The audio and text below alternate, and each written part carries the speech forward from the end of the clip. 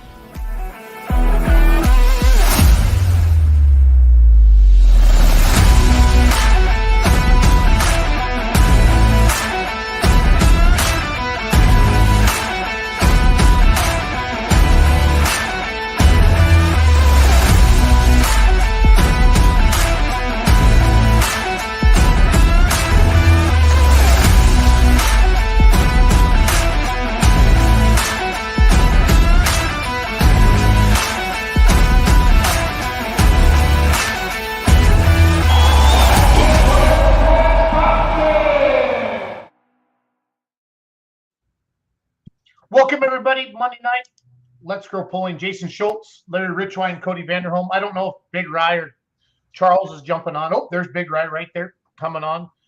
Leroy is at the DeCoing State Fair in Illinois. He might come on tonight during the Pro Stock class. And then Ryan Zoic might come on as well to talk about Midwest Winter Nationals a little bit. So don't have any guests lined up for tonight. We're going to kind of wing it. I got some Coltrane Energy hats. If you guys have some good trivia questions, Larry, I asked you, Ryan, if you got any good trivia questions, or Cody, we can do that and give away a couple Coltrane Energy hats. So, is Jeff Hurt in England right now? Yes. Who's he hanging out with over there, guys? He and Kevin went over this weekend for a show in Doncaster or somewhere. I presume it has, they were going to be to support the guy who Kevin sold, what was the name of his tractor? Was it Heavy Metal or something? Controlled Chaos? Controlled Chaos, yeah. Controlled Chaos, yeah. Because that went across the pond, and I think that went to England. I think so.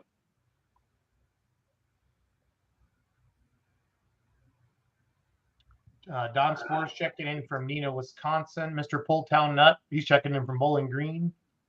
Is he sobered up yet? Yeah. I bet he still has a headache.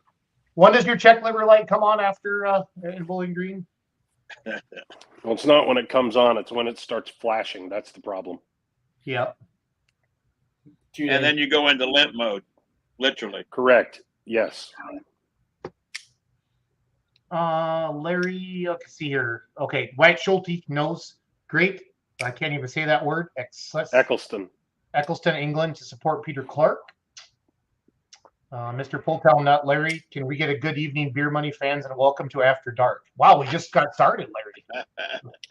Are we gonna go straight there tonight? So I don't know. I mean, I guess the first trivia question could be, what movie did the Good Morning Campers come from? Okay, so whoever types the correct answer into the comments gets the Coltrane Energy hat. I got let's see here. Unless Ryan wants to claim one, or Cody, I got this one to give away. And I got a pink one, 2 pink ones, and then a patch one. Ryan or Cody, if you want one, claim one now. So nope, give them away. They're for the fans. Yep. That white hat would really look good on me in about 2 seconds. Not. Yeah.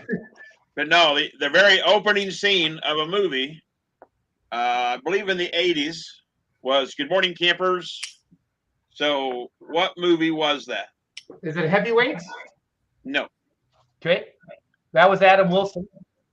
Mr. Pulltown Nut says Porksy. No, it's not Porky's. Talking Porky's, yeah. Oh, he said, oops, bad spelling. So, yeah. That would be, oh, God. No, anyway, no. It's not Porky's. Yeah, so tonight's gonna be just a fun question and answer. Ask your questions. We're gonna give some stuff away. I wrote some stuff down I want to talk about. Colin Ross not only can drive diesel super stocks well, he can drive pro stocks well. Madison, South Dakota has the best lights I've ever seen. Ryan and Cody would have been freaking geeking out with their little button pushing thing. It was awesome. Mark Ham was there taking photos. I've never 43 grand for those lights, Bruce, is what they said that cost. But it was the LED that you like or whatever, Ryan. Mm-hmm. Pretty neat. It was pretty neat to see all that. So meatballs, Robert Dimmitt. Yep, correct. Meatballs. Attaboy, Ralphie. So Robert, is that Ralphie? Mm-hmm. That's my antique guy, Ralphie. That's Ralphie, the antique guy. Okay, Ralphie, do you want to? Dear friend. He's a good dude. Ralphie, do you want a pink one? Do you want a white one? Do you want the black one with the hat or the patch there? Got a black one there, and type it in the comments, and then you don't have to give me your address over the air. What I want to know is, did he know that, or did he Google it like the rest of everybody else was? Oh, And there's this one, too. Ralphie's a pop culture fan. Hey, Okay. You have Ralphie's cell phone number, right, Bruce? Yep. So have him get his address from him and the hat, and I'll put it in the mail. Okay. Yep, that's fine. Thank you. Mark Ham's checking. Seriously, guys, this is going to be what's the word I'm looking for, guys? A free for all kind of a show. We're talking a cruise show. A what? A cruise show. A cruise show. A cruise show. I was at the Nebraska State Fair at 10:30 last night. I got home at 10 o'clock this morning. Ryan, I did not call you because I went through Des Moines at 4 a.m. and I didn't figure you'd appreciate that. I have a I question. would not have answered my phone. Larry? Did your Tesla drive you home? Oh, No, it was the Outlaw Motorhome drove me home. So okay. Kenzie and she drove until Des Moines and I took it the rest of the way. Now, do you want a tractor pulling trivia question? Well, no, Ryan's taking care of Ralphie, so we're good to go. There. Mark Ham, tell us about those lights, Mark. Tell Cody and Ryan how good the lights were in Madison, South Dakota. Don Spore says Groundhog Day. Mr. Pulltown Nut says Ernest goes to camp. Colin Berthold says Groundhog Day. I will do a tractor pulling or a truck pulling question next. So what do you got, Larry? You want it now? Let me see here. Let's talk about Shides. What do we know about Shides? What I saw on the internet is that Tori Slamo won Friday night at Super Farm. That's a big deal. Right. And then she had a really rough ride Saturday night. Kind of got the wheels turned there, but we on the Badger State show, they said the track was pulling them left. If you just joined us, welcome to Let's Grow Pulling. We're about 10 minutes into hour number 1. And we're just having a cruise show tonight, talking questions, giving away some Coltrane Energy hats. Full pull was in Madison, South Dakota, and the Nebraska State Fair. Russ Dostal's wife won this weekend, so that's pretty cool. I think probably the light super stock ag would be my guess. I think from the Nebraska State Fair. I hope he's not still standing by the mailbox because I forgot till his name just popped up. I promised to send him a couple T-shirts. Oh my goodness, yeah, that's your super. He probably fan, brought a isn't it? lawn chair. Yeah, he probably did. I don't think he had a chair, Bruce. I can't remember. I feel like he might have. Because I walked by him a couple times, chatted with him. Adam Wilson, lighting his money well spent. Adam, you went down to Shides. I'm pretty sure Wilson was there. Wasn't Bill Diesel there? Yeah. Yes. Mark J. Ham says those lights are amaze balls. We can do trivia every week. Larry can come up with a couple questions every week. I can give away beer money stickers and whatever. We could have companies send us gifts, swag. We'll have some fun with it. So, okay, black with red, no bill. Black with red. Heck, what's that say, Cody? Black with red, heck no bit. I don't understand that. Black with red letters, I think. Oh, that's what he wants. Okay. Oh, this one, Ralphie? You think Yeah. that's the one, Cody? I think so, because there's another comment that says black with red letters. Yep, that's it. Okay, this is the black. So this is Robert's, Ralphie's. He's the Kevin Masterson social media manager. So that's going to a good home. I'm gonna put a sticky note on there right now, so I don't screw that up. Ryan will give me his digits. Yep. But Shides looked like it was great as always. We're going to be down there, Beer Money Pulling Team, for Wagler in September. We're actually going to live stream that on beermoneypulling.tv. So I'm excited for that. We haven't made that announcement until right now. So that's good to go down there in Lyons, Indiana. I think they pull one night, and I think maybe we're going to film drag racing the other day. I got to get with Doug and all that to find out. So that hat is set off to the side. Ross drove Shelton's new Pro Stock and won Saturday night, and I think Brad Moss drove Peter Norton's Pro Stock and won Friday night. Can you guys confirm? Yep. Correct. Josh Miley would have won Champions Tour Super Farm points. I think that was wrapped up. Yeah. Jeff Poppelman, Groundhog Day. Nope. We already got the winner. It was Meatballs. Brad Surgeon, good evening, Kentucky gentlemen. Bradley does a great job on social media. Thank you. Yes, Chuck Fowler. Colin Ross drove Shelton's Pro Stock and he won. Looks like Andy Leonard's watching on YouTube. Looks like Shelton's Pro Stock is all tuned up and ready. Oh, I think it was built at a very, very good place. I think Colin's sister Lily drove something, didn't she? Did she drive her husband's four-wheel drive?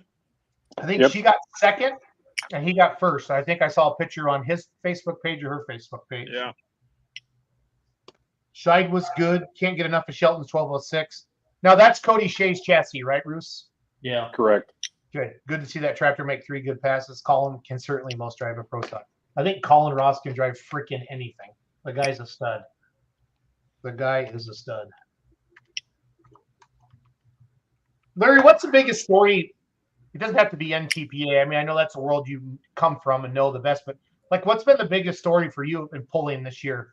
Like with rules or classes or, wow, that puller came out of nowhere. Like, it doesn't have to be the top one. What's your top storylines? Bruce, Cody, do you have anything? I'm going to get that picture. My favorite, and of course, I've said for a couple of years that the Pro Stock class of NTPA is the closest competition of any class other than maybe the mini rods, as far as just you never know who's going to win or dominate. There's no dominant person. But I think my storyline there you go. That's the picture I was referring to. But was the fact that Masterson come to play NTPA again and is doing so well. I mean, his dad and him both, cut their teeth on state level and pulling all along the Ohio River. And between having like Wayne Sullivan and Don Masterson there, I mean, those were the 2 elders of the group, Yep. And the fact that Kevin come and played NTPA as much as he has, I think was impressive, and just goes to show that no matter what group you pull with, the Pro Stock class is a very, very competitive. The water is so deep, you got to swim pretty good to even stay in the top 5. When he rolled into Cola, that was crazy. Yeah, it was one of them deals that, like I say, to me that was the big story. It was a shame the other day they rained out Wellington. I mean, no discount to the fact that Adam Bauer probably would have won the unlimited mod anyway, but there was one more hook there they could have ran that didn't get run. Wellington got rained out a couple of days ahead. I guess they had like 6 inches of rain, and the whole fairgrounds was standing in water. So, I mean, it was a wise decision to do it that early, but I know somebody raised the question, why would they do that? Well, common sense once in a while enters into the equation, And and all of us, am I breaking up a little bit? Yes. Yeah, you're echoing real bad. Huh. And I'm the one that's been having trouble with fiber optic all day. My internet's been cutting in and out. So if you lose me, yes, it'll be a blessing, but no, it won't be me leaving you. Well, we won't say it out loud for you. How's that? We'll wait till you get kicked off and then say it. Yeah. Yes, the fiber optic came down our road. Of course, I hooked right onto it, not been such a good thing so far.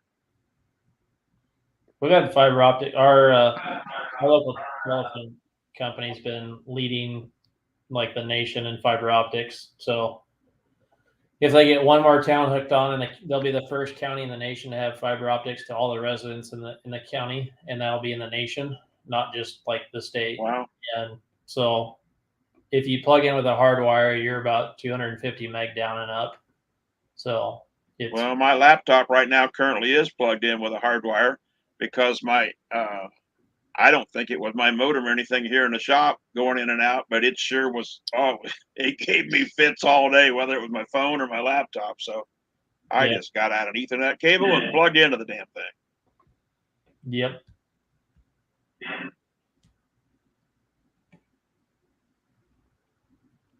I've got a trivia question. Cool. Hey, Larry, mute yourself for just a second. I want to see if something changes. You want me to bump off? No, just mute.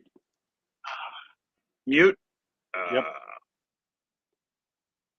Okay, so I didn't tell him how to unmute himself, so now we can have a nice conversation. No. So here's a trivia I know how to question. unmute my. Oh, shut up. Here's a trivia question.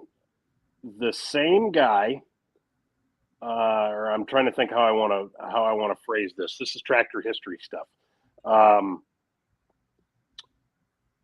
Who designed, did the styling for the white 155 or the white workhorse tractors in the early 70s? And what else did he design? Two-part question, and you got to tell me both. So drop the answer in the comments. That's a tough one. I feel like I know the answer to this, but I'm not going to say. I feel like you probably do too. I feel like we've had this conversation about this because it was kind of a shocker. Mm-hmm. Larry, do you know? Well, I have to unmute myself. Well, I have a pretty good idea, but this is for somebody to win a hat, so right. That's a cop out for me. I have a pretty good idea. I believe I know who it is, but that don't mean I do. And you also have a hat. I already have a hat. Yeah. Right. I think it's a Hoosier State hat. Yeah. There you go. Well, the only reason I have it's because my lighting bad enough, but if I take my hat off, then it's blinding them even more. That's true. Well, just ease up on the turtle wax. Well, if you buff it to a fine sheen, never mind. I figured I figured that new ring light Jason got you. Oh well, I'm waiting on the Goodwill store to get a ring light in. I told him, he showed me a picture of one, but I have not received it in the mail. Well, I will tell you that you'll hate it because it will make your glasses look like you have two floating fluorescent rings in the center of them. Yeah. Well, then maybe I won't accept it when it comes in the mail. There you go. Maybe I'll put return to sender. Oh, look, there's our leader. Am I still bad, guys, or is it better? I actually better-ish. Larry, try muting yourself. You'll always be bad, Jason. I'm trying to check because did they change echo settings on any of these, Cody, at all? I haven't really. You're not echoing now. Yeah. Okay. Well, I was hardwired. I switched over to Bluetooth, guys, or not to Bluetooth. Yeah, I got echo. I got my echo cancellation on. Yeah, you sound fine now. Okay. Larry, can you talk a little bit? Maybe. I don't know what you want to talk about. Okay. Ryan wanted me to mute a while ago, and then he said he didn't tell me how to unmute, but I figured it out. Did you do a trivia question, Roos? Yeah, and to the best of my knowledge, well, I haven't seen any comments pop on the screen yet, but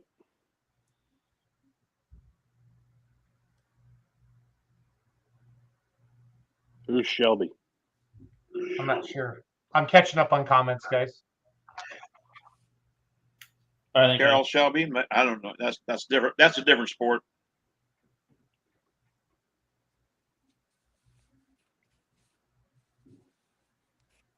Ask the question again, Roos. Eric Pruitt wants you to ask. Well, I can tell you that. Well, okay. So, who was the guy who styled the white Field Boss tractors, and what other thing did he style that is very iconic? Actually, he styled two things that were pretty iconic.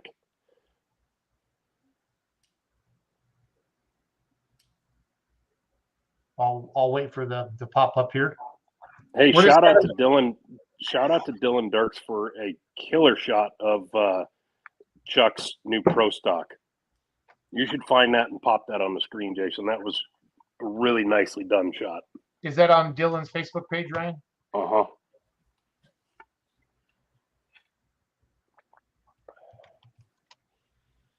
Again, we're just having a crew show tonight, everybody. It's Monday, it's August 28th. Asking questions, giving away Coltrane Energy hats. I could probably get something out of Chase too for football. If you guys need something, if we run out of hats, if we do a bunch of trivia. So let's see here. Dylan Dirks, right? And it was who's was it a truck or a tractor? What'd you say, bud? It's Chuck Holsworth's new green 8R Pro Stock.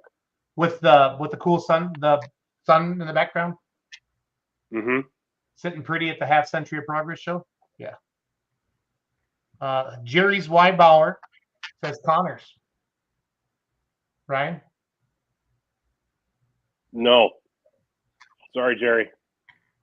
The question was, because Colin just texted me and asked as well, who styled the white Field Boss line of tractors in the early 70s, and what else did he style? Larry, do you know? Not really. I've got a good idea, but no. Somebody's got part of it, but they haven't answered all the question yet. Amanda Stern says Larry Shenandoah. Shinoda. Sorry. Shenandoah. What else did he design? So the first part's right, is what you're saying, right? First part is correct. Andy Leonard says Don Nolan and an Oliver. Andy Leonard is wrong if he's trying to answer this particular. Andy Gerbaugh question. says Kutzen worked for GM, then Ford. Close. Mr. Pulltown Nut says, was it one of the Chamberlains from Ohio? Nope. Half that question has, there you go. So Wyatt Actually, Schulte. if you want to give away two hats, Sure. we could do one for the other answer. Wyatt gets one. Okay, and Amanda Stern. Well, somebody said If Amanda answers the other half of the question, what else did he style? Gotcha.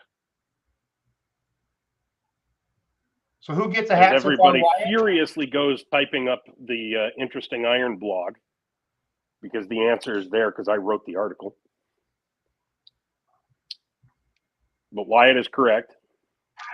So Wyatt text me. Everybody's Googling the heck out of it, right? Wyatt, I have Right. your address. I know where you live. Tell me which hat you want, Schulte. Got this one, camera 1, camera 2, camera 3, camera 4. That is a good looking Pro Stock. That is a beautiful Pro Stock. Cool shot. Cool shot. I'm getting Mustang a lot, Ryan. You got to be more specific than the Mustang. Wyatt says, I read the article. Bruce, give me the white one. Wyatt Schulte, you're getting the white one. Congratulations, Wyatt. Free hat from Coltrane Energy Drink. Well, at least they didn't say Lee Iacocca. No, Lee Iacocca actually got Larry Shinoda. Well, he didn't get him fired, but he quit after Lee Iacocca got Bunky Knudsen fired. They were like a month competitors later. in the design field, weren't they? Huh? Who?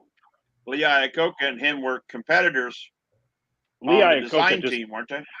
No, Lee Iacocca just never saw eye to eye with Bunky Knudsen. He thought he was he thought he was kind of a jerk. Ryan, Andy Leonard's up next. He says 302 Boss Mustang. You're right. Boom.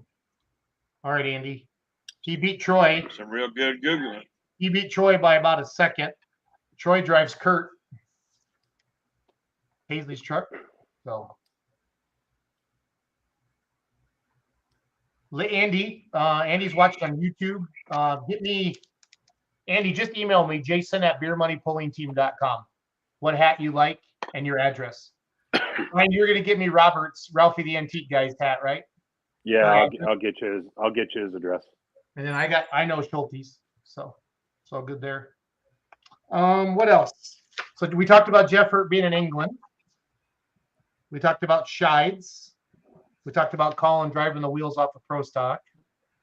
Colin's watching. Colin, you want to come on and talk about what it's like to drive a Pro Stock versus a diesel super? I will send him the link right now. Colin, if you want to, Colin knows what to do. He's been on the show before. What could go wrong?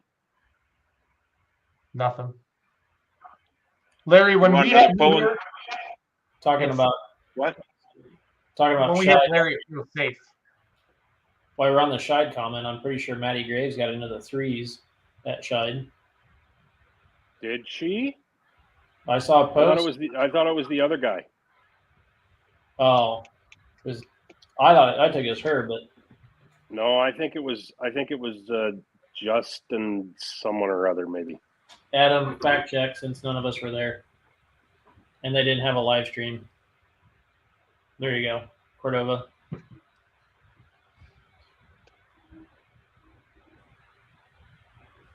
Yeah, I really wish they'd have a live stream for that. They've tried on multiple occasions, but the internet gets so spotty out there. I mean, you've been out there, you know. Yeah, I know.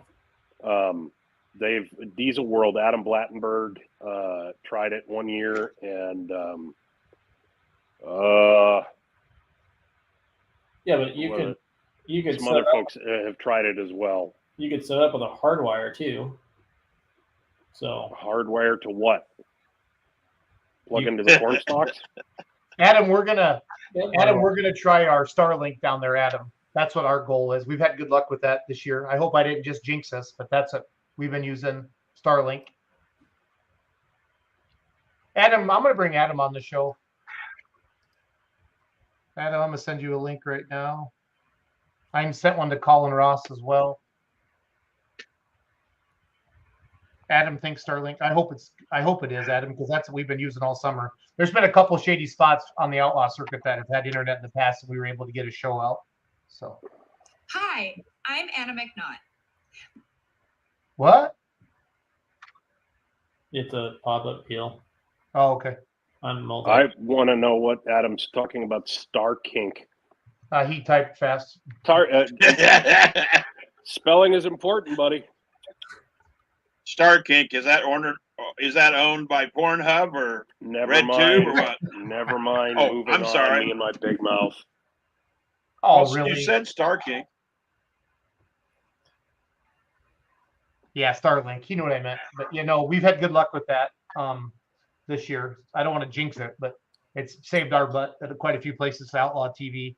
Cell service was horrible in Madison. I agree. It was hard to get stuff out, but the Starlink worked for us there. Scrappy hurt their turbo at Wisner. That's what happened to Scrappy, his top charger. Yeah. It's been like this. Not Yep. Okay, Larry. Mr. What? Full Town Nut. Larry, I don't know if this has ever happened, but has anyone won 2 rings at Bowling Green the same year in 2 different classes, trucks or tractors? Not to my knowledge. Okay. If Andy Not the same Gerbaugh's year. watching, we got another. Andy, why don't you come up with a good trivia question? Andy's full of good stuff like that. I've got a good pulling trivia question. Tyler Slaw says, did it Bauer? Well, Tyler, you might be right. Adam may have won it in the mod class, and yeah, Tyler may be right. He might have won 2 rings the same year, but I can't confirm that. A good I was pulling gonna question say, is he who would be one of the only ones. Yeah. Who had the very first turbine tractor in tractor pulling? This is for a Coltrane Energy hat, everybody. Who had the first? And say it it's again, not Larry? who you'd think it was. Say it again, The Larry. very first turbine tractor that was built and competed. It was in 1973, Bob Bussey. and it's not. Nope. Nope. Didn't we have him on the show? The guy that had Probably the not. first one? I don't think so. Tyler Slaw. I think he's trying to say Arfons. No, Arfons actually helped him build it, and Arfons' first tractor was in 1974. But this tractor, Arfons helped him build it, and it came out in 1973. So Carter's polling picks is saying Don Dean question or Wayne Lewis's old No, tractor. No, Don Dean hadn't even started pulling back then. He was still Tyler racing, Slauson, drag EJ racing with Potter. turbochargers. Tyler Slaw says EJ Potter. No, EJ never run a turbine. Mr. Pulltown Nut says Gardner Stone. Gardner Stone. Nope. Colin Burkholt says Bob Frock. Ah, that's the Bob Frock. He just Googled it, but Bob Frock. Art Arfons helped Bob Frock build the first turbine. And then Art said that wasn't so hard, and he built himself one. Colin, But that is correct. Bob Frock came out in 73. Colin, I know your address because you have an awesome mortgage lender, and just tell me which hat you want there, buddy. So, yeah, I got pink one. I got this one. I got this one. Damn right, I googled it. Colin says That a boy. And when Art Arfons come out in 74 with his tractor, his very first hook was where? He won it. He won the 7,000 pound class, but where was Art Arfons' Green Monster very first hook ever? That's the second trivia question. Where was that? What location? Andy Gerbaugh, this feels tailor-made for you. You were probably there and helped him roll it to the starting line. Come on, Rich Well- Wine. You know I'm right. Jeremy Yenti Maybe. says Ohio State Fair. Nope. Nope. You say in Ohio. You're correct. Colin. Morgan Schulte says Xenia, Ohio. Nope. Nope. I was gonna save on shipping for a hat there if the Schulte boys swept that. Colin, Very which first leather? hook for the Green Monster. Colin, which leather patch one? The black one or the tan one? Colin, let me know. Andy Leonard. Oh, let's see here. Bowling Green. Yes. Okay. Matt Bowling Carter. Green. Arfons debuted the Green Monster and won the 7,000 mod class. And everybody started buzzing about, those dang turbines. Nice. Matt, send me. He Googled that. He Googled Yeah. that too. Colin. Larry, Colin what would wants have been tan the one. what would have been the majority of the competition there? Would have been single engine wedge head, naturally aspirated on race gas or alcohol, or would we have gone to no one had a Hemi by then? There was supercharged, of course, single engine tractors back in the Wayne Pageant days, which is 73, 74.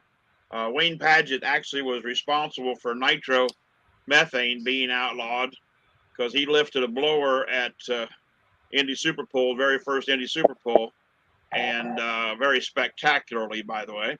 And, I imagine so. A young Larry Richwine was there, a third this size. Thank you. Who is this young Larry Richwine you speak of? I'm unfamiliar. I don't know a young Larry Richwine. Well, I have pictures on the wall behind me, but I won't get them off. But Wayne Pageant was one of the first and the most highest mix of nitromethane, and that's why that was outlawed. How much do you think he was running? Knowing him, probably 10-15%. I mean, Okay. it was So a big more ball of than fire, more than spiking, more than just spiking regular alcohol or race fuel. Yeah, it wasn't nowhere near what the cars, of course, run at the drag strip, but for that time of year or that time of era, yeah, it was pretty good. What's the question? Are turbines maxed out in your opinion in pulling Larry? Well,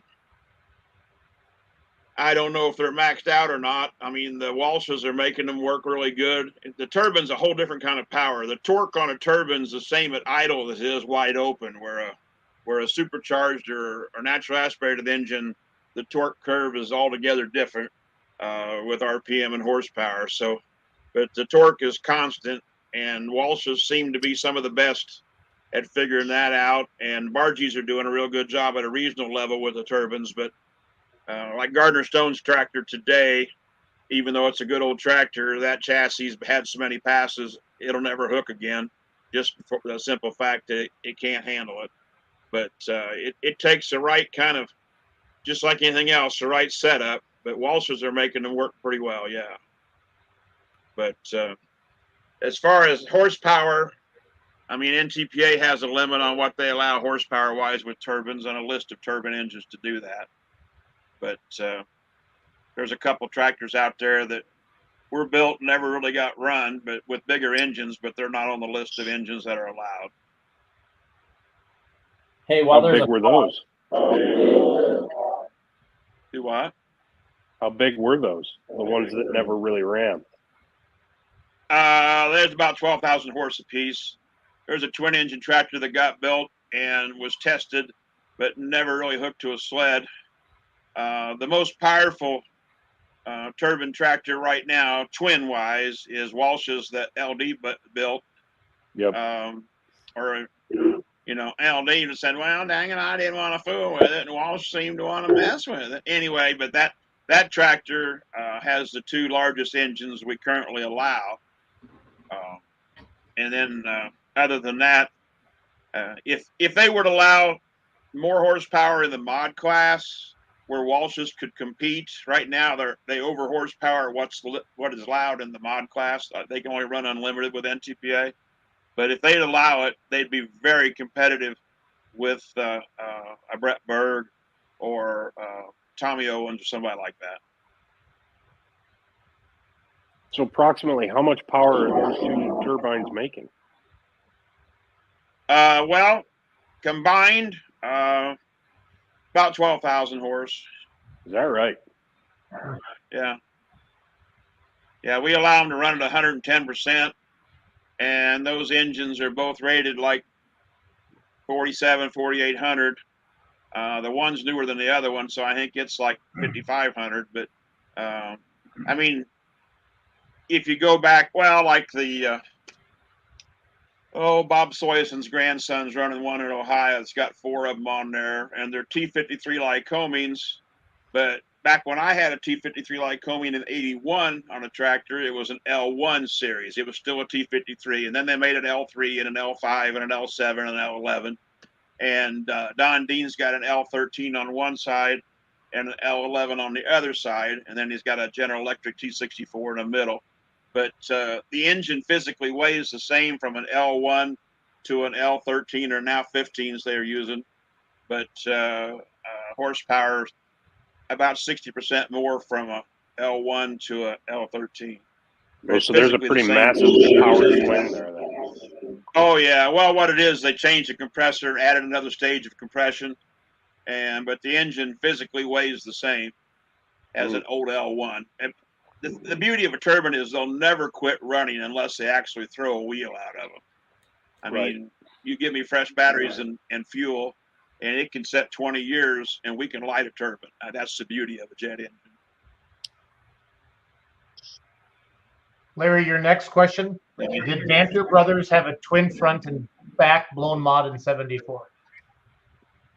Twin front and back? That's what Morgan wants to know. Morgan Schulte. Well, they did have a twin in '74, but I don't think it was front and back. When they put the engine behind the driver, that was only a single engine behind the driver, and that's when they were like 5 engines. And that would have been like 78 or 9. One of the best tractors that Banner ever built at hook was Banner Brown, a triple stair step. That old devil would hook when nothing else would hook to the track. You get that son of a gun to come out there, and he'd put 50 feet minimum with Bill Nolan driving it over anybody else down the track. And that stair step tractor, it just would hook, the old brown one. Where did that end up? It went east. Oh, huh? I can't think of the team's name. They still pull mods out there. Oh, I can't think of it. My brain's going to mush. But then we knew that. Wonder how many banner chassis are still out there. Oh, a bunch. I bet you a Yeah. bunch at a state, regional, and brush level. I bet there's a bunch of them out there. Is it Ferry When Brothers? When I went from, yes, Ferry Brothers, yes. That's where. Yeah, it Matt went. Durbin. There's a whole bunch of Ferry Brothers. Eric Yep. Pruitt. Yep. Matt Durbin. Yep. Andy Gerbaugh. Okay, so Tyler Slaw is saying, if the rules were completely opened up for turbines, would they be competitive, Larry? They could be, but once again, it's like a 4-wheel drive truck. You either got it right or you don't, and it's all in chassis setup. As far as having the power to turn the tires any speed, but I think that's why the 6-engine varieties got knocked back to 5. We finally overpowered what the weight class and the tires could hook to the ground. I mean, if they were opened up, I still don't think that it would take the right guy and the right side setup to make them run competitively. But yeah, it's the turbines, like I say, the torque curve is completely opposite of what it is on a reciprocating engine. Okay. Did Adam Wilson accept that yet? Because he can't use the excuse he's at work now. So He has not seen it. He has not seen the message. I don't know if his internet sucks or not. So he's commenting. yeah, Let's see. What happened to the Green Monster? Russ Canuven, who's watching on YouTube, has that question. What happened to the Green Monster? Well, Dave Snyder bought it, and turned it into the Legend. Yep. And Dave Snyder still owns it and the Space Invader tractor that he built. When my son Robert come home from the Air Force, I called Dave Snyder and tried to buy the Legend because Art was a dear friend, and he would always call Robert, my son, that little red-headed kid, because he was so tickled when we built him a jet-powered Cub Cadet. And so I tried to buy the Legend for that little red-headed kid in Art's honor, and Bob wanted to have it. But Dave Snyder, they're still setting, both of them are still setting in the semi-trailer from the last time they ran it, the Space Invader and the Legend. I guess they did unload the Gator finally, but he unhooked from the trailer and it's setting it. And I called him and he said, you got to buy it all, trailer and everything in it, or I won't sell it. Did he give a price? Oh, yeah. Yeah. And at the time, it wasn't that bad, but he wanted to sell it all or not at all. So I didn't buy it. But it was worth the money if a guy wanted to own 2 turbine tractors, but I didn't need 2 turbine tractors. I wanted one, and half of it was sentimental value. Yep. Was the Space Invader also a mod frame, or was that the one that had John Deere 8400 sheet metal on it? No, it was a mod chassis. It was a truck variant. Okay. Yeah. Yeah. Whatever happened to that, speaking of Dave, whatever happened to that John Deere 8400 sheet metal turbine? Remember that one? I have. Oh, that was, what's his name in Ohio? Actually had a rotary engine for a pony motor that started it. Oh, I want to say Kraus. Is that right? I don't know. When I saw it, Andy Gerbach would know.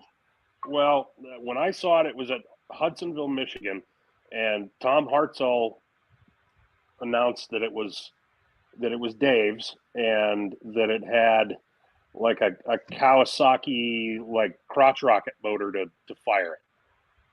Well, I think Dave did originally build it, but he didn't have it very long, and he sold it. Rick Krause. Yes, it was Krause. Thank you, Jeremy.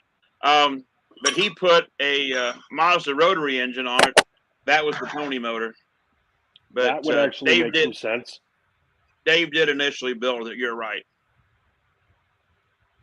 Krause still got it sitting in the barn, Andy says. Between Andy and Jeremy, they know this stuff. There are Ohio authorities on where stuff is. But Krause's tractor just got outdated as far as horsepower-wise, the class they would let it run. But no, Space Invader and the Legend sitting in a trailer right there in Michigan, and he won't sell it. Well, he wants to sell it all. So, isn't he in West Michigan, like fairly near Bruce and Tyler? Yeah, I think Zealand or somewhere? Is it Hudsonville? I think it's Hudsonville, isn't it? That area? Well, I'm sure it's that area. Well, he didn't live too far from the Borelsons because when he quit pulling, he was running an excavator contracted to Borelsons cleaning fence rows before Borelsons got in all the financial trouble. Oh, He was working for like 6 months cleaning fence rows and making fields bigger and stuff. Right up the road from Zealand. Yep. Tyler would know that. Where you got to make a Michigan U-turn to go the other direction. You can't turn left. not a Michigan U-turn. It's a Michigan left. Whatever. It's a U-turn, damn it. It is. They even have ridiculous. special lanes built. I know. Yeah. Yeah, there's a lot of interesting things that are parked in that area of West Michigan in haulers that haven't moved in 25 years. You are correct. Yeah. There's a lot of things in that barns area. All across the country. It's amazing what's a parked month in ago or barns. two, and I had half a mind to go and find one of those haulers just to go and look at it. Yeah. I'm sure I was within about 5 minutes of it, but I didn't have. I was running a little bit late. Right.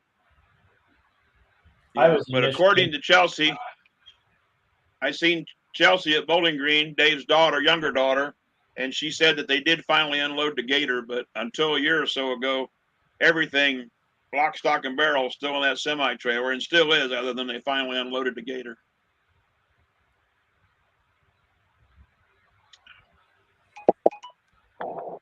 That would be an interesting question, Larry. You want to weigh in on that?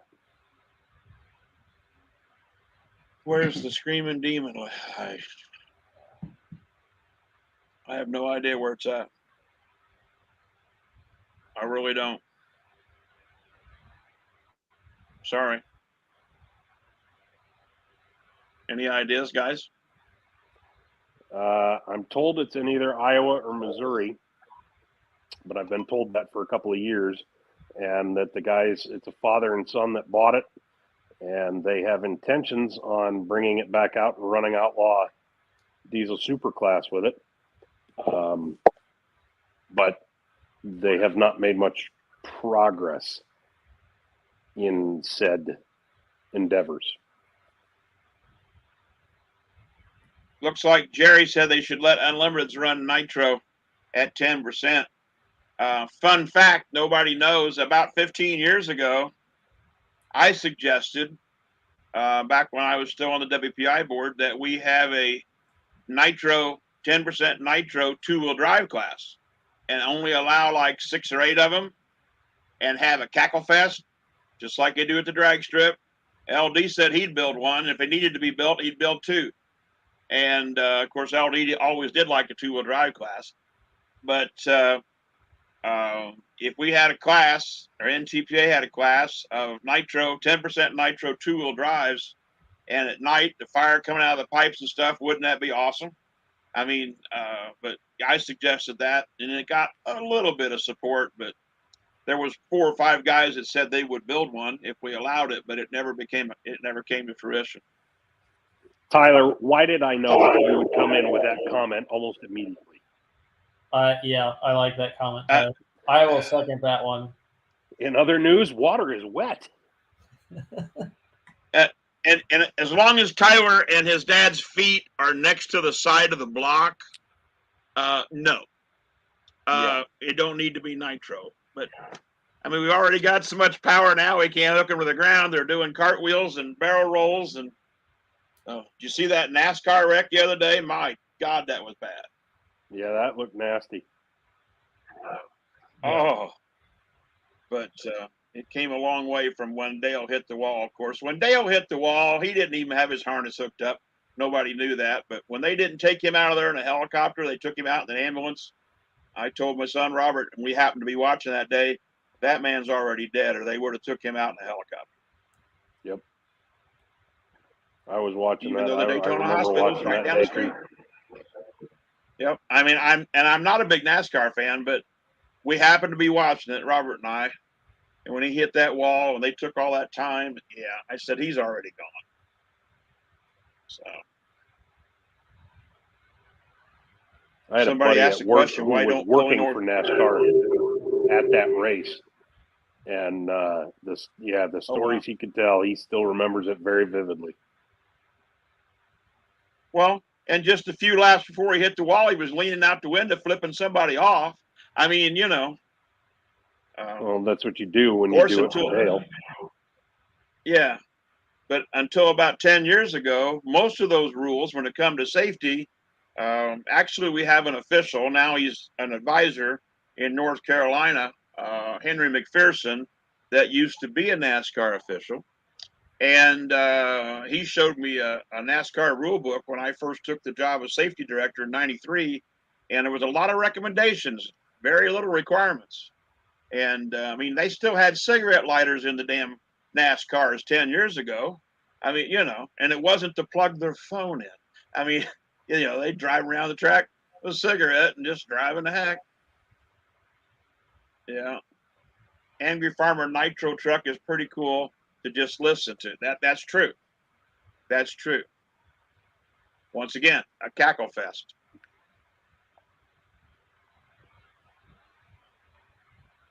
Yeah, that would be, I'm not going to lie, that Jason would go? be pretty cool in a two-wheel drive. You know, just Oh, bring yeah. 6 or 8 of them out on the track and Yeah. It'd be awesome. It really, really would. now would that be would that fuel even at 10%, would that be stable enough to make competitive passes? Oh yeah. Yeah. That Would it? if it's tuned right, yeah, they could actually make them live and do it. Yeah. I mean you couldn't tune it Ken Vini style, but just like Ken Vini at Bowling Green didn't come back the second day because he said we no longer work on them in the dirt. I mean, he still has a drag race maintenance program where after every run, if they've got time, they take the engine down to bare block and rebuild it. I mean, that's just Ken Vini's maintenance program that he's had all his life. But Right. he didn't come back the second session at Bowling Green because he said we don't work on it in the dirt. And after the career he's had, I'll allow that pretty easily. Yes, that Ken man's wants to, done if more Ken than wants to go and make a killer pass on Friday night and then just be content to he and Rona just sit and watch, are you going to argue with him? I'm not. No. That's like I might Esden argue with Lane. whoever Nobody's gets to sit ever next to him. Esden Lane. You've never seen Esden Lane work on the tractor out of the trailer.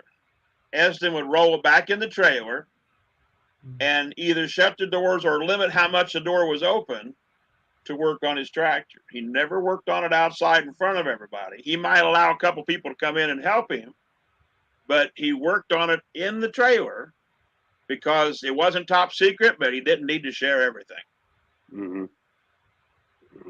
Somebody asked the question, has anyone tried dual distributors on a blower motor like they do in direct? Yes. In fact, we actually, for a while, two-wheel drives had 2 distributors and 2 spark plugs per cylinder.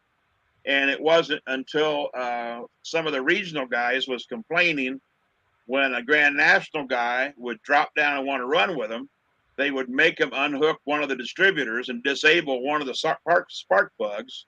And so they after a year or 2 of that, they eventually just limited to 1 spark plug per cylinder. But yes, two-wheel drives especially has had 2 spark plugs and 2 distributor per cylinder. Yeah.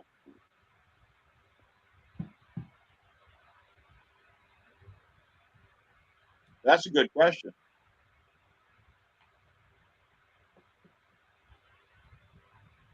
Mark's a two-wheeler guy from out our way. Is he? Yeah. Well, there were several of them at Grand National level had 2 spark plugs per cylinder, but whenever they come to a regional level, and it's not really a performance thing as much as it is a dependability thing, which dependability turns into performance. But on methanol, one good spark plug does just the same thing. Tyler, I'm not sure about that. I don't think so. I think it's 1 spark plug per cylinder. Not going to argue with you. You got the hair, man. I don't.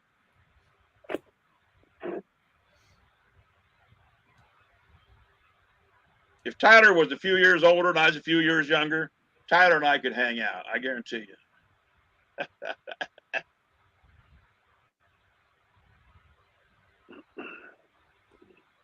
Oh, I think Tyler can hang out with pretty much anybody. Tyler's a good kid. Yeah. 100% agreed. Yeah. Yeah. I mean, I've never seen him run from the authorities at Toma because they wanted to know what he was doing. I've never seen that when he was young, but under the drinking age. No, that's Jason, somebody, Dave Rogers wanted to know if I'm going to drag you to Sandwich. You're not going to Sandwich, are you? Jason's muted. God, there is a God. I'm going to Lumberton, North Carolina that weekend. Yep. And did you say the full pull trailer is going to go to Sandwich, you think? Yes. Okay. Well, I'm announcing it too, so I'll have to be like you were somewhere at the Outlaw event. I think was it Rock Valley or wherever it was that you had to cut out early and go announce? I don't remember. You know what, Esden, yes, there's a couple super stocks that do run 2 spark plugs. They still do. In fact, one of them, George Everett, that runs at a state and regional level, I don't think he's got 2 on now because he's pulling in the light limited super stock class. But when he was pulling light super, yes, he had 2 plugs in a Indy cylinder head on his John Deere.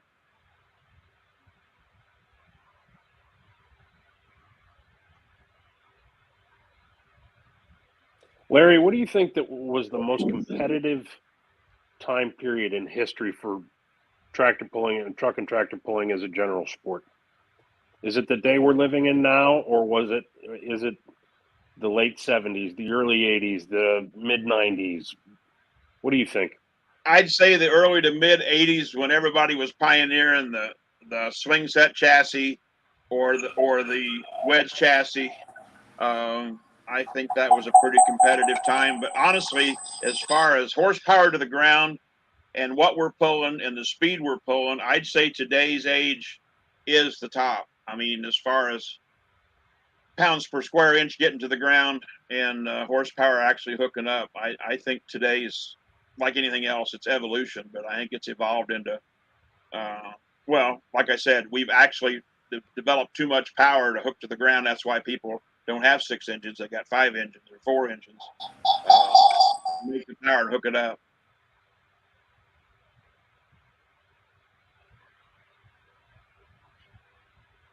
You ever think Jason, that we could see that, we could get back to that where somebody, we strengthen driveline or we strengthen hard parts enough to get the power to the ground where somebody gets ballsy and bolts on a 6th motor again? Well, the limiting factor to get power to the ground is the weight class. And that's why we no longer have a 9 and a 10 or a 12,000 pound mod class or unlimited class. The weight, not only a limiting factor on engines, but also how much can get to the ground. I mean, back when I had 2 Rodaks, I pulled 5, 7, 9 mod. And in the state of Indiana, I was very competitive in the 5 and 7, but I think I pulled 9 mod 2 different seasons, and I think I only lost 2 events with a John Deere log skidder rear end and 2 Rodaks in front of it in the 9 mod. Every other time, that tractor just loved the 9 mod, and it would hook and go. I mean, it was the most fun ride. in my mind, I was riding the same as Banner's Brown Triple, and probably that's the way it felt hooked up. I mean, you could just feel it in your seat, hook and go. I mean, it was awesome passes in the 9 mod. But the limiting factor is the weight, and of course today's tires are. We were dealing with lugs, 3/4 of an inch tall back then in the 80s, but now Right. they're 1/4 inch tall now. But the So limiting factor is the weight.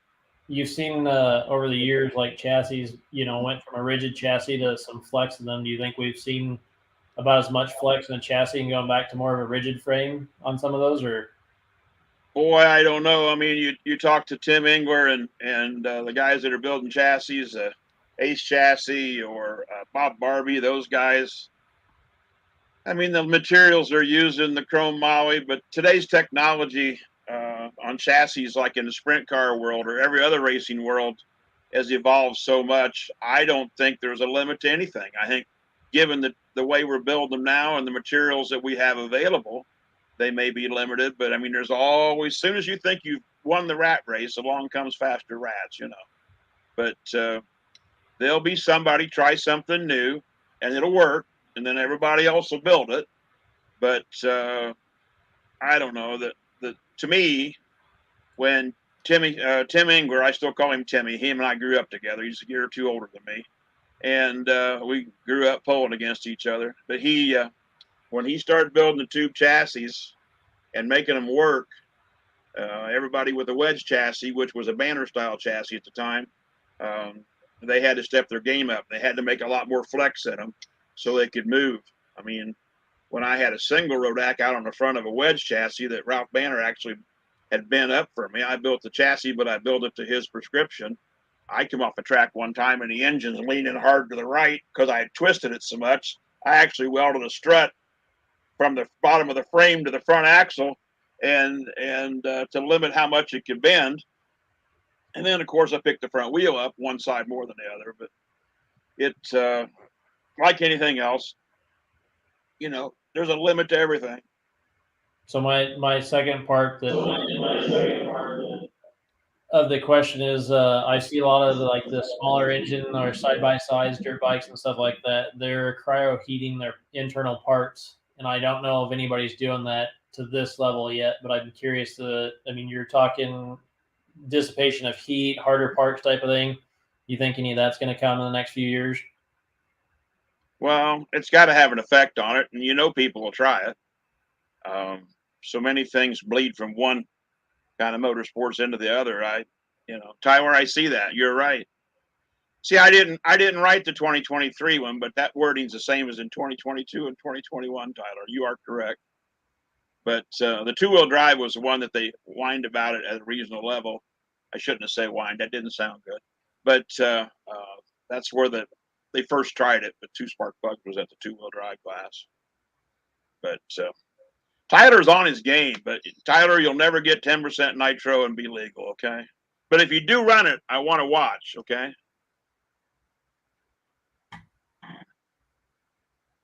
Because I'm not in charge of that anymore. I mean, I'll help you mix it.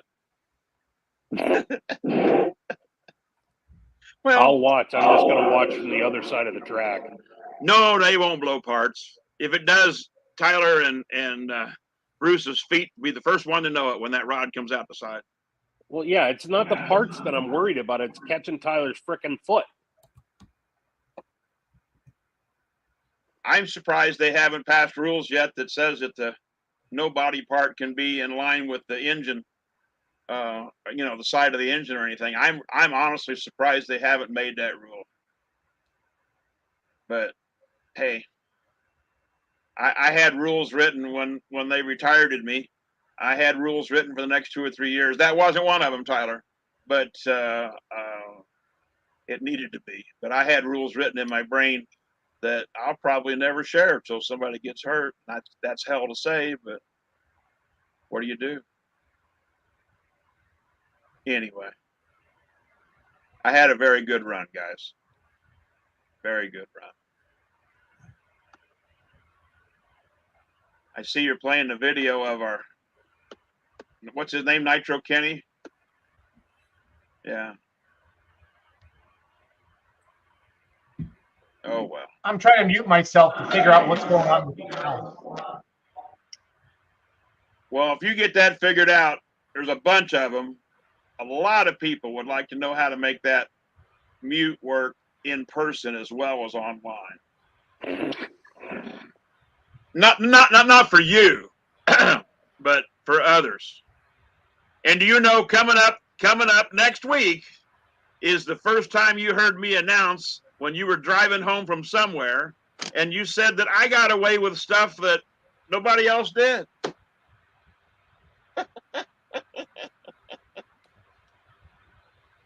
Oh, well. I had a good time at the Mech Center this past weekend. I went up there for Travis Hostetter, that does the dirt work for the Mech. And the dirt that was the dirt they use inside, both for the Gordyville pull, I still call it Gordyville, and the NTPA pull, they hauled that dirt outside and put it on a parking lot. And Travis built one heck of a track. My God, it was a good track. Had a good show. And I went up there and announced that one for him. And Travis said, I didn't know you announced. I said, well, join the club. Neither did Jason. And I don't announce. I just talk. I try to share my knowledge, what little I have, with the people in the stands and explain and talk to them on their level. So. Speaking of last weekend, half century of progress, that there was a lot of 60-30s out there plowing, and there was a whole posse of people in side-by-sides and golf carts, I feel like, that were about getting run over every time somebody went by. Oh, yeah. They do. Yeah. Somebody asked what pulling organization put the pull on in Naples, Florida way back. It was the NTPA. Because I was down there. Yep. In fact, that was where I debuted the Coroplast track markers. When I got the job, they were still built out of 1/4-inch plywood that took a pickup truck to haul them to the track. And I built the fold-up track markers that everybody's copied now. And very first event we used them was in Naples. We actually pulled right through the Sippy hole where they do their swamp buggy races. And Rich Lustig, that's how long ago it was. Jordan wasn't old enough to drive yet. Rich Lustig drove right over one of them. He goes, I'm sorry I messed up your new marker. I said, no big deal.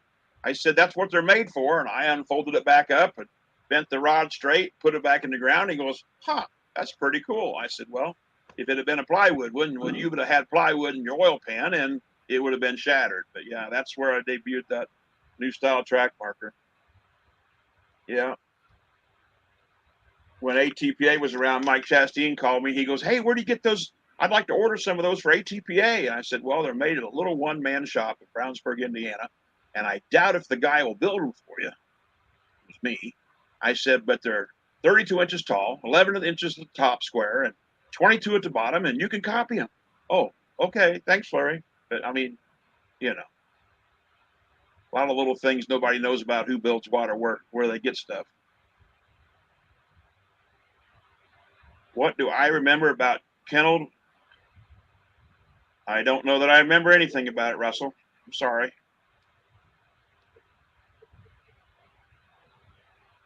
You guys know anything about that? I will say, though, that's a very old lean meat machine. Wow. Yeah. Yes, it is. Larry Smith. Yeah. Larry Smith, yeah. I seen Larry a couple years ago somewhere. He's doing pretty good.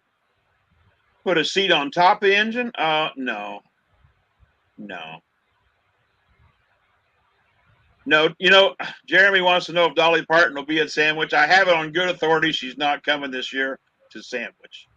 That joke is over 40 years old, and I'm still surprised people request it. And by today's standard, it's mildly offensive, but it depends on who you talk. Yep, Florida State Park. I wonder how many of your viewers remember when we did Toma live that night on TNN. That was a challenge because they say they come back from commercial in 45, 60 seconds, whatever. And I had to fire a tractor and have him coming on the track when they came back from commercial. We did it, but it was a challenge. You talk about some wild radio communications. Yeah.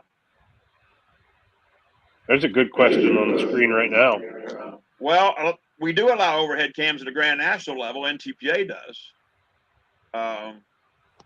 But I don't know what he's talking about, what classes or anything.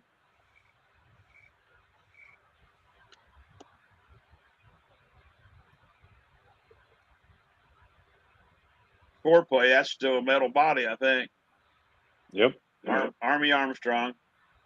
He's not well. If he's still alive, he's been pretty sick. I do know. I talked to him probably 2 years ago. He lives in the Owensboro area. He's a fine man. Yep. Army's a good guy. Jason, you're looking awful intently at whatever you're looking at. Oh, yeah, we won't. Yeah, we'll just thumbs up. Yeah. Is that video of the Sippy hole? Is that Naples? Yeah, it's Florida Motorsports Park. Okay, yeah, that's it. Yep. One of my best memories of that event, somebody had a little dog, little foo-foo dog, like you'd stick a stick up its butt and dust your ceiling fan with. Anyway, they were out there and they go, boy, I hope the dog don't run in the swamp. And whoever it was, local guy said, oh, don't worry. The gators will get him if you turn him out at night. He won't come back from going to pee. The gators will get him out of the swamp. And whoever that was says, well, he's not going out to pee after dark. Yeah. You still have that dog, Larry? No. That dog's name was Oliver. Everything I got now is either German. Well, they're all German Shepherds except one. And it's a Belgian Malinois. And his name is Wreck, like I'm going to wreck my car. And he's bucking real hard to come to an event with me. But every time I think he's learned how to stay on the golf cart and ride, he jumps off. So, but got a couple German Shepherds that really like to come to the poll too, and a couple of them that would be very very good. Who's that guy? Oh my God, that's 2/3 the size I am now. Wow. I actually had somebody a couple years ago say, "Did you ever flag or pull?" I went, "Yeah."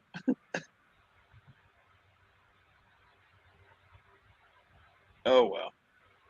What sled was this? That's Jimmy Lukey's. Okay. Lukey's sled. Yeah. Yeah.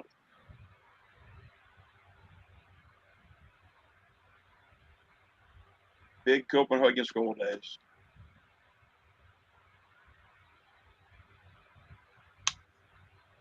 Oh well. Look at the things we've lived through.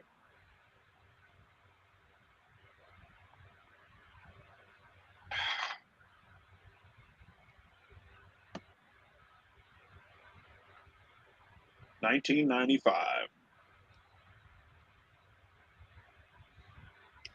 That really doesn't feel that long ago.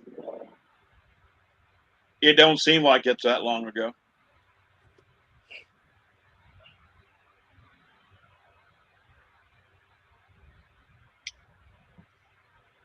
Why not overhead cams and aircraft motors? Well, in the unlimited mod class, they could if they wanted to. In the unlimited mod class, anything goes.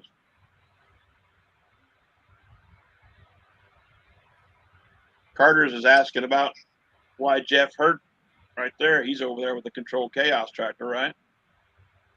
Yep. It went to Europe. Why did NTPA stop going to Inwood? Well, you want the politically correct answer or the real answer? The real answer.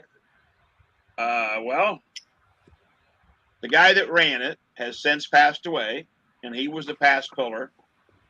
But to my knowledge, NTPA finally wrote off the debt that he owed for the last one we did there. In fact, I know they wrote it off. WPI did. But the biggest reason we don't go to Canada right now is because we don't have trouble getting into Canada, but we have trouble getting home. with the vehicles and stuff. And,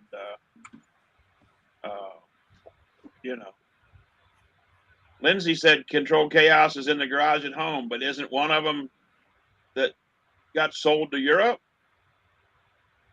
Lindsay would know. She would.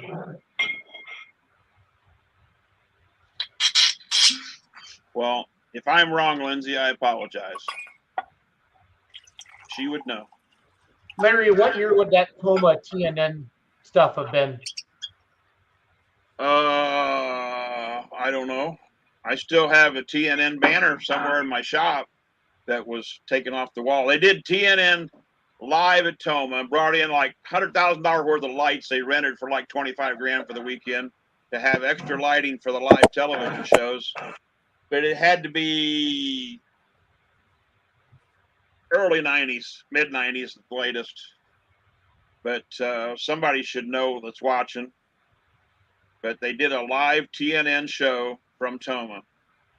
And I have to admit that was my most challenging event as far as timing on, they'd say, we'd be back from commercial in 2 minutes and 60 seconds and boom. But we did it and they were pleased with what we did. But they brought in all kinds of equipment extra so we could be live. TNN 1998, Brian Daly says. That's probably about right, Brian.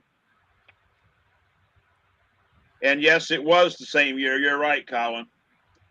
Because 98's when Randy Rose rolled over. Because I'm one of the 8 or 10 that rolled it off of him. I could have swore he was gone, but he said, "Get me out of here." But he was blue. Had a lap belt on, the seat folded over. He was blue. It was, I don't care to relive that one. I still remember the look on, I think, was it Judy Knipstein's face when they were interviewing her? I think it was Rodland Knox. Yes, you're right. That's who it was. Rodland Knox was facing where the accident was. She was on the right track, and whoever was interviewing her was facing her, and she was facing that. And you can see her go when it rolled. Yeah, her face goes ashen white. Yep. I mean, it was Rodland being interviewed at the time. Yep. And luckily, they didn't pan over there and show it on the television show. Something that they did leave in the RFD tape is when I pulled Arlene Archer out from behind Dave's tractor. She was between. I remember that. And she was between the buckboard and the tire, and they left that on the television show. And I asked, "My God, why would you leave that in there?" They said, "Well, it's pretty spectacular." I said, "Yeah, but that makes us look unsafe." But I always, when I got him pulled up, motion for him to come forward, tighten the chain, I always looked over my shoulder to make sure the chain was straight as I walked towards the back of the sled. And I looked over my shoulder and she was in there. And before that, I was hurting, my back and everything was hurting, but I reached over and grabbed her and yanked her out of there and almost made her mad. I yanked her out of there, but his engine was going up and he was crawling up, the green light on the sled, and nobody but me seen her there at first. But that, oh my God. I got on the gator and drove back over to the entry trailer, and Kathy Petro come over. She goes, "Are you okay?" And I said, "Well, I can't get off of here for a while because my knees are shaking." But you talk about pumped. Oh my God, I was pumped. I remember that. I remember that broadcast. Oh yeah.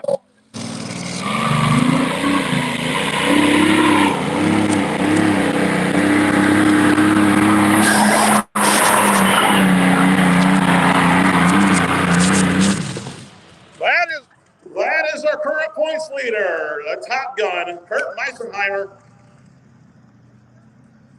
This event is number 27, number 28 on our polling season. They have won 14 of the 28 events. I believe he is going to be taking the lead here tonight. We are live right now on Beer Money on the Let's Grill Polling Monday night show. We hopped in and hijacked him here real quick. That Beer Money guy gets around, don't he? Sure does.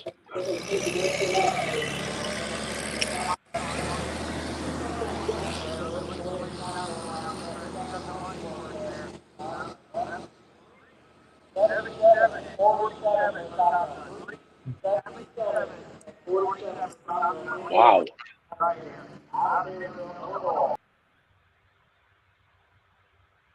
Well, and there was your teaser for the night, folks.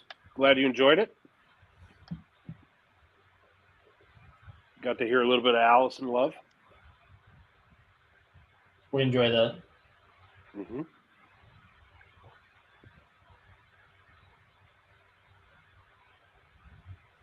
We're kind of Larry, spoiled.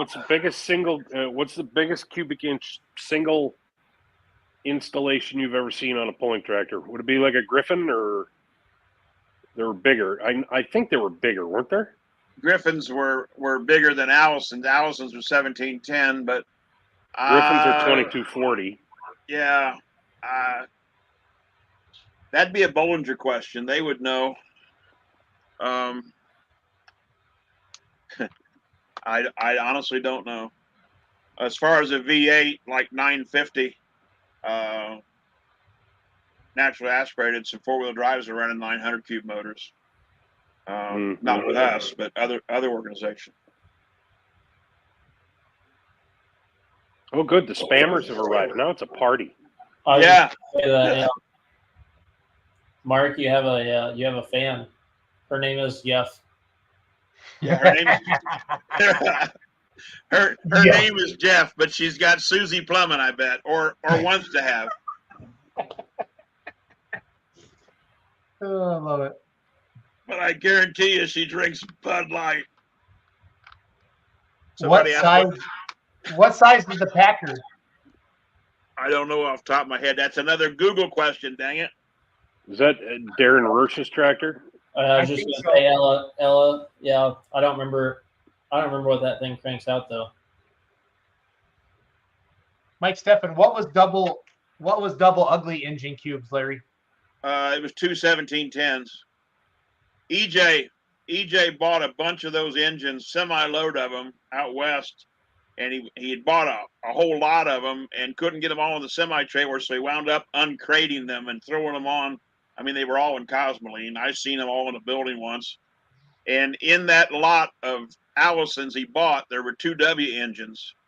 And the first W that he put in, the double ugly, I mean, they're side by side like a V, only they're V12 and V12. And there were 2 engines of it that were W's, and one of them was in the museum up here in Indianapolis, Allison Engine Museum, up here on 10th Street, right not too far from me, just real close to the Indy 500 track. And he blew up the first one, and he called Allison's and said, I need to switch the engines. And so he brought down the blowed up one. You couldn't tell it was blowed up. It was just static display anyway. So he switched it for the other one and went back and run it for quite a while until he quit running and started running stair step instead of W's. But yeah, the W engine was kind of an experimental model, twin Allisons, but they're 1710 stock each. My father-in-law actually worked on them in Alaska in the Army Air Corps, World War II. I first married Linda 45 years ago. God, she lost a bet a long time ago. Anyway, he discovered what I did, and he went, "That's dangerous." And I went, "Yeah, but your daughter will have life insurance if I get killed." Anyway, but yeah. And then when I went to the gas turbine, he calculated how fast the blades would be coming out the intake, heading for me if it ever surged and reversed, which they hardly ever do. But I said, well, I won't have time to worry about it, will I? He went, oh, no. He was in Allison engine test later at Allison turbine test, but he was actually on the V12. In fact, he gave me overhaul manuals and operation manuals that thick. He went to the library and printed them off at Allison's for the 1710 V12s. He was quite a man. He was a very smart man. Was Dusty Rhodes there in Toma for TNN? I see that, and honestly, Jeremy, I don't know if he was or not. Maybe somebody else does. I was so preoccupied with trying to come back from commercial and have a tractor idling onto the track ready to hook. It was still a 2-track event, but we come back from commercial, they wanted to go boom, boom, like, should be for live TV. So I honestly don't remember who announced it. Whatever came of your urban mini rod, Larry? Mike Steffen wants to know. Sold the engine back to Don Dean, and Randy Petro actually bought the chassis. It was a Boltman TRB chassis, and Randy Petro bought it and put an engine on it. He called it a engine stand, and he ran it for a while, mini rod, wadded it all up at New Hampton, Iowa. Had a heck of a ride and just twisted the heck out of the chassis at New Hampton. But engine came from Don Dean, and I sold it back to Don when Bob went into the Air Force. Yep. Yeah, this is one of the scariest days of my life. And the seat had like a 6-inch back on it, and it actually bent over and pinned him in there. He had a seatbelt on. The drawbar was 4 or 6 bolts into the bottom cast iron, what it was pulling off of, and it just ripped them out of there. About the second bounce, it just ripped those bolts out of there, and of course it launched it. Even though the kill switch did work, that's just launch, and he's a passenger. That's a very scary evening for me. But I hope that, and of course roll cages stops that. That was 98, and we put the cage in place in 99. It was to be on mandatory, inspected by 2000. We recommended it get put on and inspected in 99, but if they didn't have it inspected and installed in January of 2000, they weren't allowed to hook. And LD Nation drove all the way to Galax, Virginia, went right by my exit on I-70. He could have come 20 miles north and I could have done it. He drove all the way to Galax, and they wouldn't let him pull. He didn't have a sticker. And of course, they called me and they called Dave Schreier, and both of us said, no, we can't risk it. And so LD called me and goes, you mean to tell me I drove clear to Galax, Virginia, and I can't pull? I went, yeah. I said, you mean to tell me you drove right past my exit and didn't stop and get it done? Well, god dang, I thought I could pull. I says, well, you're wrong, LD. God, he never forgive me for that. But yeah, that's a very scary. Yeah, and then when the roll cages come out, they build them like that to seat a family of 3, and they flop around in there so bad. But it needs to be like an NHRA cage where they are really in there tight. That actually was in 99, and that guy used to trailer with Randy Rose to the events. That happened while we were in St. Hyacinthe, Quebec. And Dave came back from the hotel and he goes, well, our cage worked. We saved a life today. And I said, really? But it dug in the ground, but nothing moved. But that cage spec hasn't changed since it initially came out in 99.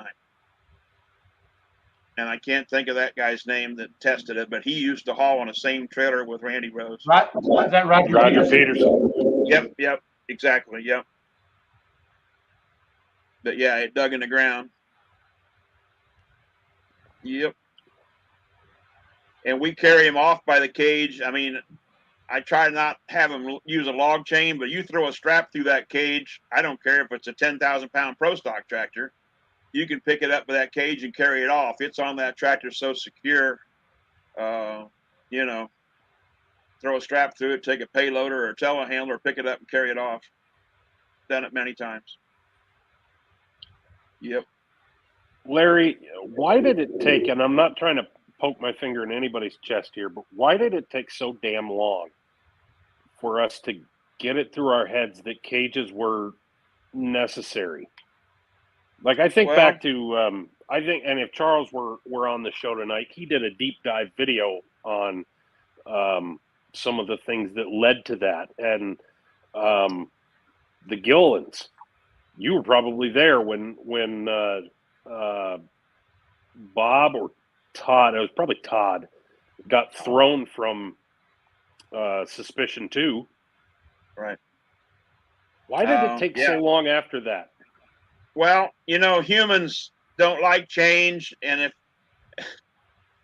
tractor pullers will spend $10,000 on a new injection pump that Hypermax says will work, but they don't want to spend $2 or $3 grand to save their life. And I actually built a cage and had it like a hand truck on wheels and went to different state organizations and showed them. I mean, it's not that restrictive. And I had a seat in it and a harness in it, and I'd rolled in a room and explained this in 98 and 99. And, well, several states left the union of NTPA over the fact that we were going to require a cage. My God, you're not going to make me put a cage on. And of course, my answer was, well, tell your wife and your children that you don't want to live then. But no, there was several states, and I won't name them because most of them have come back to NTPA, but there's still 2 or 3 that haven't. But they left over the simple fact that we were going to require cages and have it inspected, or they weren't going to be allowed to hook. And it's just a dang shame. But like I say, they'll not only buy a $10,000 injection pump, and that's a long time ago, but they'll put it on, make one pass, and it'll break, and then they'll get the old pump out of the semi, put it back on, and keep running while he pays Hypermax or somebody to build it again. And I mean, Jason knows he's about to learn all that when he goes from what he had to his new whoop-ass doodah super stock extraordinaire. But anyway, you can quote me on that, Jason. It's a whoop-ass doodah tractor. But no, serious. Am I wrong? I mean, but they'll spend, if they think, and everybody thinks I hate super farms. I don't. But if Ryan Salenbean said, we can make 20 more horse by doing this one little thing, they wouldn't ask what it costs. They'd want to make 20 more horse. But those same people were very reluctant to put on something that was safety. I mean, they're going now to have a certified, approved current bell housing in 24 for NTPA. I don't necessarily agree with all of that. I understand it, but it's the same principle as the cage was. My argument against that is there's not a shelf life on a bell housing unless it's had an explosion in it. I mean, steel, titanium don't go bad bolted to the back of an engine unless it has an explosion in it. But nevertheless, I'm pretty proud of the fact that I'm the guy that they called son of a gun, and F you, Larry, and FNTPA. And as they came back one at a time and I inspected the cages, I never said a word. But I have to admit, inside I was going, didn't you say F you a couple years ago? But I'd always shake their hand and say, glad to have you back. I mean, now, if I get to an event and they're running farm stock, supposedly blowing smoke 100 foot in the air, and they don't have cages on, scares the hell out of me, guys. Scares the hell out of me. Scary son of a gun. I mean, but no, the roll cage, when I'm gone and dead, I'd like to be the son of a bitch that made him put a cage on. We can get that done. You can arrange that, yeah. You want to write on your headstone, Larry, or? No. There's a lot more. Can we put it in the funeral program? Well, it can be mentioned in the presentation. Make the video. The celebration of life. That son of a bitch. For the son of a bitch that made roll cages mandatory. Yeah, but I would roll it in. I had 2 wheels on like a hand truck, and I would roll it in, set in it, while people were criticizing it, NTPA, and me. And then I'd say, well, boys, I'm just trying to show you it's not that big a deal. Yep. But I don't know. Was that the main argument against it? Was it makes it too restrictive? They said they couldn't get out it fast enough, or they'd be pinned in there. I mean, it's technically a driver containment device, a lot like the IndyCar has the capsule that the driver's in. Yep. Same principle. And but they already had a fire suit. They'd already put on a full face helmet, and all we did different was enclose them and put a 5-point harness. And to me, and I understand they didn't want to change their tractors. And like, well, our trailer ain't tall enough. Some guys cut a hole in the trailer. There's a couple cages out there that are real short, and but it's very, very, very dangerous without one, and now everybody's starting to realize that. I mean, I see brush clubs that have nothing to do with NTPA or PPL or anybody else, and they've got cages on. I mean, I look at them casually, and some of them aren't maybe braced like they should be, but they'll still work. The cage is so overbuilt. when we first did that, SFI flew an engineer from Kissimmee, Florida, is where he lived. He's since passed, and flew him in Indianapolis. And in my shop, right outside this door of the office, we had one of every division. We had a 2-wheel drive, we had a 4-wheel drive, we had a super stock tractor, we had a mini rod, we had a mod tractor, all here in my shop. And this engineer flew into Indy and was going to try to help design this roll cage. And he measured center of gravity and whatever. And then we took the tallest person in the room, which was Doug Theobald, and set him in the tallest seat of any of the vehicles, which was George Everett's super stock, where the seat was about level with the top of the John Deere fenders. Whew, you talk about, and the guy's measuring from the top of Doug's head to the ground, to the center of the axle, trying to figure center of gravity. And oh my God, I'm thinking, why did Doug show? I mean, but it was their 2-wheeler at the time. And make a long story short, the first edition of the cage that he proposed was 4-inch tube. You could have rolled a D8 cat and it would have held it. But Steve Zimmer, which was quite a metallurgist, and he's still very involved with NASOA and stuff. He worked for Dave Archer at the time. And between him and Dale Kwame, which is a engineer that was always Caterpillar equipment, engines and stuff, warranty rep for Ziegler, those two and I sat in a motel room after we'd had all these proposals and came up with what the spec actually stayed and is. But in fact, some of the attachment drawings are still, if you get a copy of it, are still on Ziegler graph paper where Dale drew them up. But I caught a lot of hell over that cage, but I honestly think we've saved a lot of lives because of it. Absolutely. And now Corey from Bowling Green says, "Where is that cart, Larry? We can set you back in it viewing." Where is the cart? Yeah. Yeah, that had the back cage, in at the viewing. the hand cart. Oh, the hand cart cage? It's in my shed. Good. Make sure you remind people of that. It's still in my shed, and it's still got wheels on it, and it's still got a seat in it. And actually,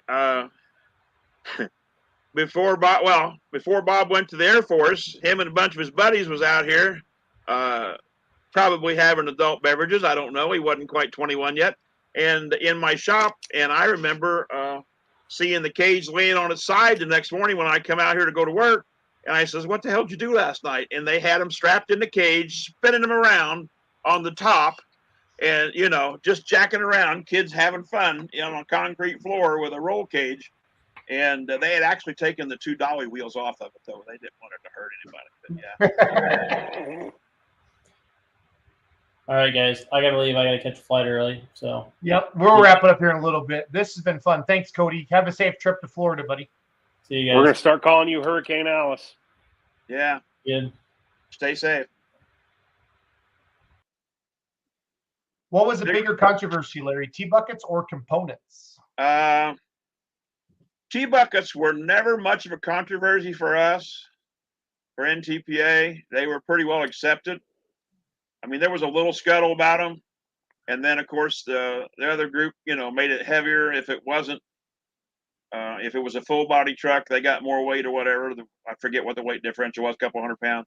The component tractors, that's a Doug Robert issue when he first built that first one, where he basically just had pieces of cast iron inside of a tube chassis to make it look like he just put a subframe around it.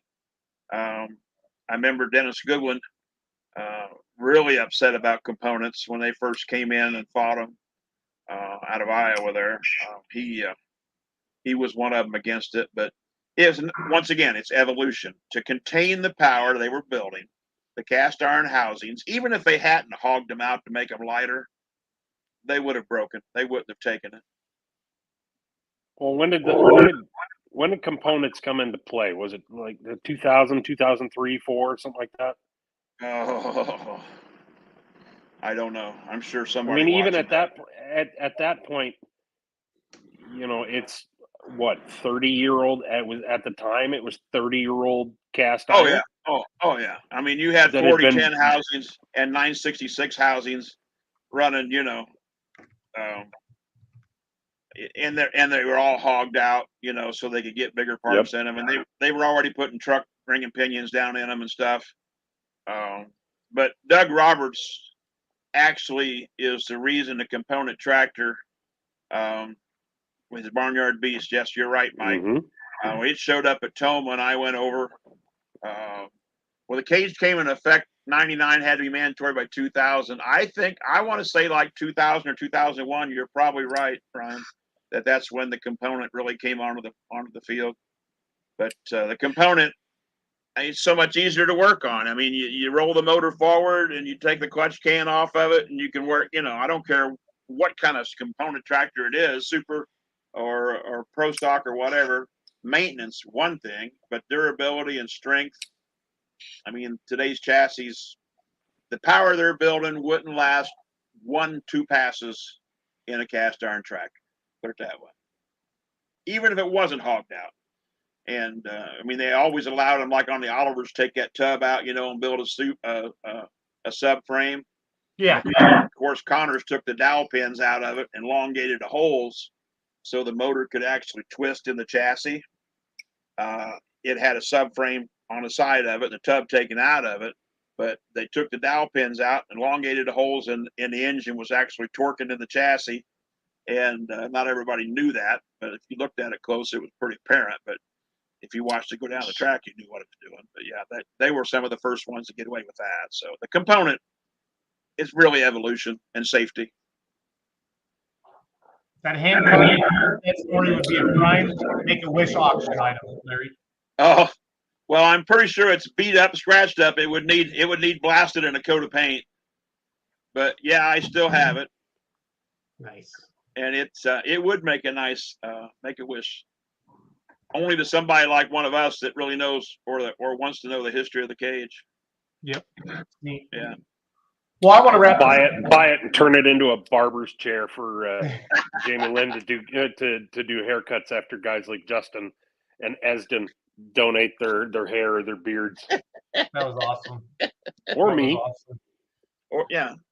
I'd do it again if I ever get there. Yeah, heck yeah. I know you would. You're a good dude like that. It's all good.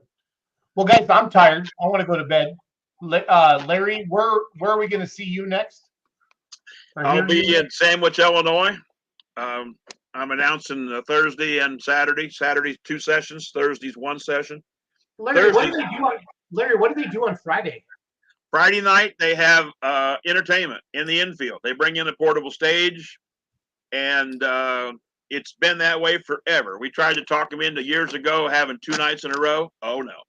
Thursday night is truck night at the Sandwich Fair, and they pull trucks, mostly regionals, and a couple Grand National classes. And then Friday night is the live music entertainment. I mean, they've had like Old Dominion and a couple of the other big name people. I don't even know who's there this year. I'm sure it's a pretty good big name.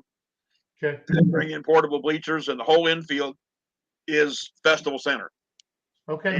And then Saturday we have a noon show and a 6:30 show.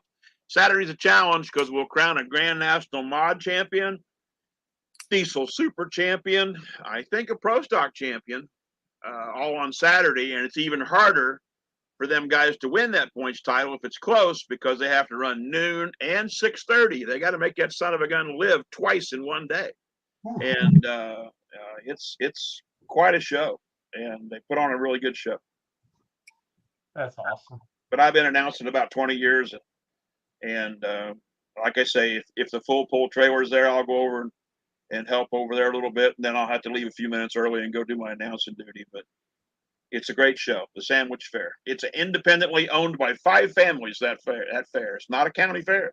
It's the DeKalb County Fair, and they have 4-H people bring in their displays and stuff. But it's actually a privately owned fair. That's neat. I know they have huge crowds there. That's for sure. Oh, it's unbelievable. So that's where I'll be. Bruce, where are we going to see you next, sir? I don't know yet. Halfway decent chance that you'll see me at the Gearhead Nationals in Diagonal, Iowa on Sunday. Okay. Nice. So it depends on the weather. Yep. Depends if the brisket cooperates or not. Doing a Cool. brisket on Saturday. If there's no wind, you'll be able to hear the top fuelers run at the U.S. Nationals at my house. I'm 8 miles from Raceway Park. You are? Okay. Yeah. Ken I Reedy in the imagine back. they'll probably make your kitchen windows rattle, wouldn't they? No. But the top No? fuelers, no.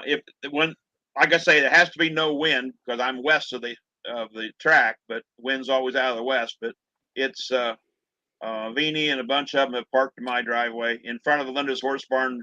There's several 30 amp breaker outlets just for that purpose. But yeah, we've had some pretty good people, pretty good names. They know they can come park in the driveway or whatever. But I may not be here, but they can go to the track.